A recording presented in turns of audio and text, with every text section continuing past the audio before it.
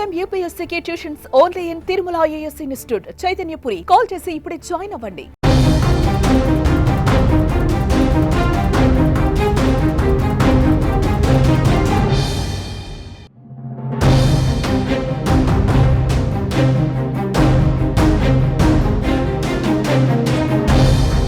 Betting app ప్రమోషన్లపై తెలంగాణ ప్రభుత్వం కొరడా ఝులిపించేందుకు సిద్ధమైంది.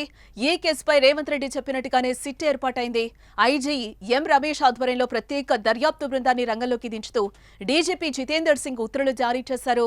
ఈ బృందంలో ఐజీ ఎం రమేష్ తో పాటు ఎస్పీలు సింధు శర్మ, వెంకటలక్ష్మి, అదనపు ఎస్పీలు చంద్రకాంత్, శంకర్లు ఉన్నారు. ఈ బెట్టింగ్ యాప్స్ ప్రమోషన్లకు సంబంధించి విచారణ చేయాలని డీజీపీ జితేందర్ సిట్ సభ్యులను ఆదేశించడం జరిగింది. 90 రోజుల్లోగా దీనిపై నివేదిక ఇవ్వాలని కోరారు.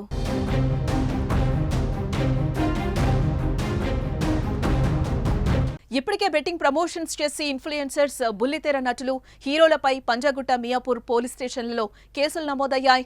ఇన్ఫ్లుయెన్సర్లైన హర్ష సాయి, బయాసని యాదవ్, పల్లవి ప్రశాంత్, రీతు చౌదరి, విష్ణుప్రియ, సుప్రీత, హీరో రానా, నటుడు ప్రకాష్ రాజ్, మంచులక్ష్మి లాంటి వారిపై కూడా కేసులు నమోదు చేశారు.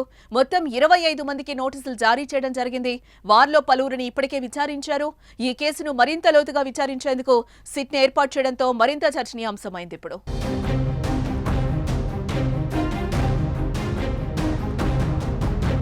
తెలుగు రాష్ట్రాల్లో ఈ బెట్టింగ్ యాప్స్ ప్రమోషన్స్ పై తీవ్ర విమర్శలే వచ్చాయి.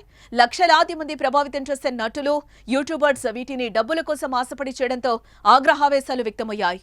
ఆర్టీసీ ఎండీ సజ్జనార్తో పాటు యూట్యూబర్ నా అన్వేష్ సోషల్ మీడియా వేదికగా బెట్టింగ్ ప్రమోషన్స్ ను ఖండించి వీరి భాగోతాలు వెలుగులోకి తేవడంతో ప్రభుత్వాలు అప్రమత్తమయ్యాయి. తెలంగాణలో దాదాపు 1000 మంది బెట్టింగ్ కి బలైపోయి చనిపోయినట్టు లెక్కలు చెప్తూ ఉండడంతో కేసును ప్రభుత్వం సీరియస్ గా తీసుకుంది. సిట్ ఏర్పాటు చేస్తామని ఇటీవల సీఎం రేవంత్ రెడ్డి అసెంబ్లీలో ప్రకటన చేసిన సంగతి కూడా మనకు తెలిసిందే. ఈ క్రమంలోనే దీనిపై తాజాగా సిట్ ఏర్పాటు చేశారు.